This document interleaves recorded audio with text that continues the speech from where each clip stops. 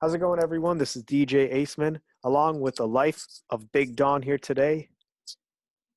What's up, kids? And we're It's back time here. to get some education going. Yes, and we're back here today to talk to you about actually a really interesting podcast. We're not going to be talking about sports, but it's something much bigger than that, and that is regarding the pandemic. Now, both Don and I are college students. We go to the same university, and currently the pandemic has praised the challenge to many of us students, educators, and everyone else who works both in high schools, colleges, universities, secondary schools, everywhere. And today we just wanted to discuss just coronavirus in this era. So, Big Yeah. Don, how's it going? Well, I'm back here at my current college doing some resident assistant training. That's been very much draining in terms of the amount of Zoom calls I had to do. But yeah, I think this was definitely a concern for me when heading back to college because I live about 4 hours away, so that's gonna be a pain in the neck if the college decides to shut down. I think a lot of colleges in particular. I mean, what you're seeing right now is for some colleges that are either shutting down or they're just like giving out verbal warnings.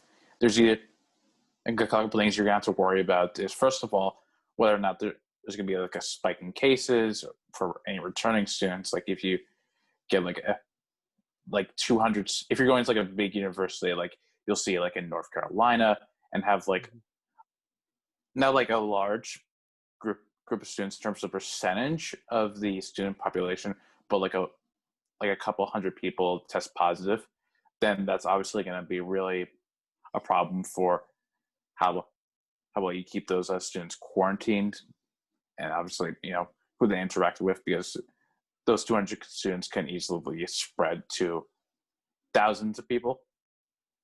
And then obviously the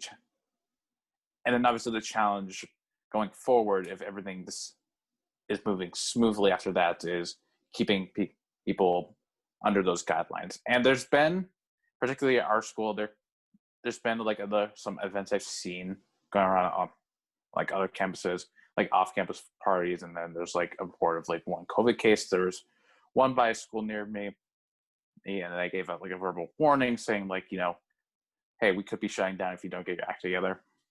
Anything can happen like that. And some students, I think most are realize the guidelines there, but in terms of like the restrictions, there's gonna be like a thin line between like, okay, what are we comfortable with and what are we not? Yeah, and like you mentioned earlier, like college is like the time. The community. I mean, there's like so many things that go on college campuses. You have events, you have speaker events, you have classes. Of course, you have parties. You have these different gatherings, these social gatherings that are meant to be at college. But the challenge is that we need to abide by the guidelines that both the state and also the federal government have implied. And, it's a challenge. So it's going to be a challenge. And I know that a lot of students are probably angry about this because it's kind of taking away of their college experience, university experience.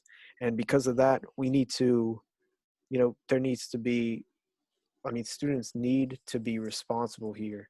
We have to understand that this could be life and death for some students who have underlying health conditions, who might live with people who have comorbidities, and other just health issues. And, you know, students, I think most students are good students. They're moral, and I think they're going to understand this and act responsibly.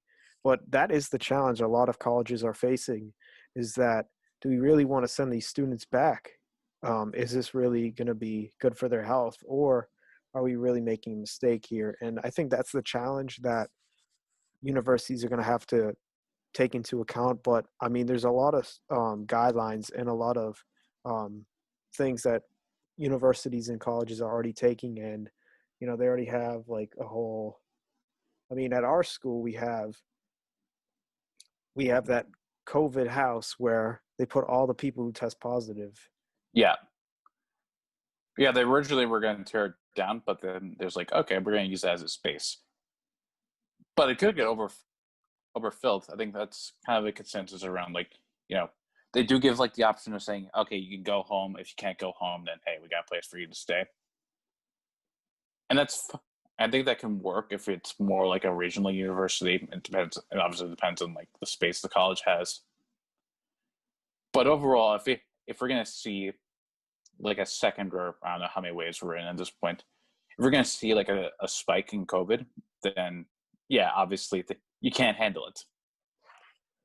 Yeah, that's the scary thing. I mean, once we see disproportionate rates of COVID cases, like if we see a 15, 20% surge, and you know that at least 100 students have tested positive, is that going to be the number? Or for a college or university to say, hey, listen, that's it. You guys are going home. You're going to do online classes like you did in the spring. Or our university is going to say, look, we have designated places for all of you. We're going to keep these people isolated until they actually have a test and they test negative. And I mean, these are the tough questions that universities are going to have to make.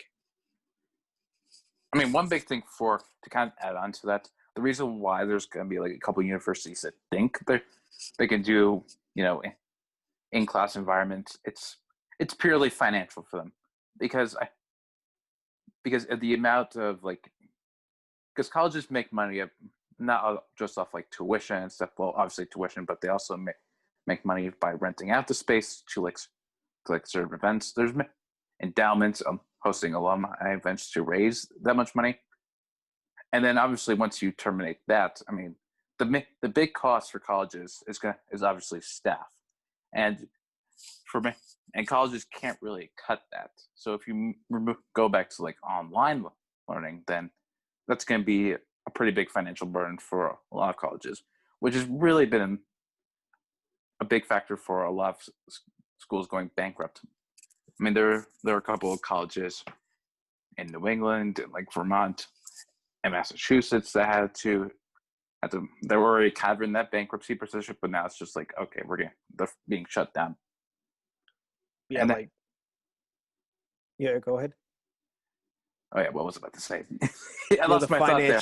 financial losses for schools, and they have to go And so bankrupt. what you'll see here is, I mean, if hypothetically, if they do decide to cancel school, if like a COVID case spikes, then you could see for a lot of schools like non-refunds of tuition, which I hope that isn't the case. I hope people get for what they're paying for. Yeah, that's the thing. Like, it's kind of unfortunate when universities have to make that tough call, and then unfortunately, I mean, the people that you employ who are from the area, who might even go to school there, your people who work in the food industry, who might work in the public safety department or wherever, what department they work at the school. I mean, they're going to definitely see some cuts. And I mean, it's always a tough decision to do that. I mean, you never want to see someone lose their job just because of a pandemic or anything like that. And it's just, that's kind of how it is today, because we're faced with that. Because if the school isn't making enough revenue to keep people on payroll, then they're going to have to make these tough decisions. And at the end of the day, no one ever wants to make those decisions. But Big Don, on a positive note now, I just want to leave it off like this. I have a question for you, and this is about how we can make the best of our college experience right now, even though right now we have this big present obstacle. And how do you think new students, particularly new freshmen, or even students who are rising sophomores in their second year, what do you think they can do to make their college experience still enjoyable, even though there are a lot of obstacles? Well, I would say obviously adhere to guidelines as best as possible. But but that doesn't really mean like, it doesn't take away from the college experience itself. Like obviously you can't party, you're very restricted socially. You might have like, restrictions travel wise. But I mean, look at, you can get creative of like what's going on around the school. Plan your own events, do like Zoom parties and stuff like that to maintain like a good social life. And obviously obviously see what the school is providing in terms of like, options for social gatherings. And if you and just trying to keep those like, those safety measures in the back of your mind because I think schools are going to be under a lot of pressure to crack down on those. So it's really about taking responsibility for your actions and realizing how it could affect others. I know that's not like the most positive advice, but I think that's very important as well as we're living the times we're living in now. Yeah, I think that's really well said. And I would also say to any new students who are going to any school, um, you know, join clubs, join organizations, meet people. I mean, it's going to be hard, but meet people in your residence halls. Friend, the person who lives next door to you. You might be able to hang out more often.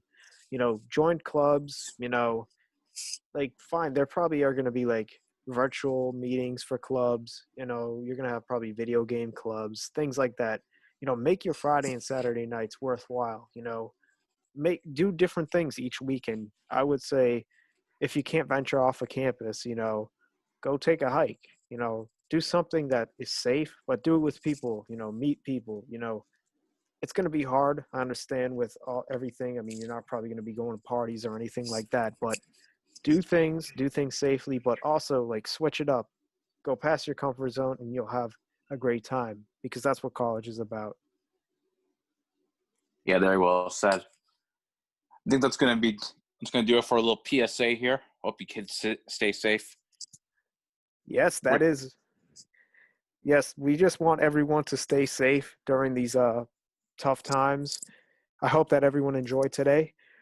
Also, we're going to be putting a lot of more videos, a lot more podcasts to come. So please follow us on Twitter. I'm going to have that in the description and also in the comments. So go check down there to find our Twitter handle, to follow us, and never miss a beat. We have a lot of great content still to come. That NFL series is on its way. But until then, I'm DJ Aceman along with the life of Big Don. And Big Don, take it away. Peace. You're now exiting the Peace and Chaos program. See ya.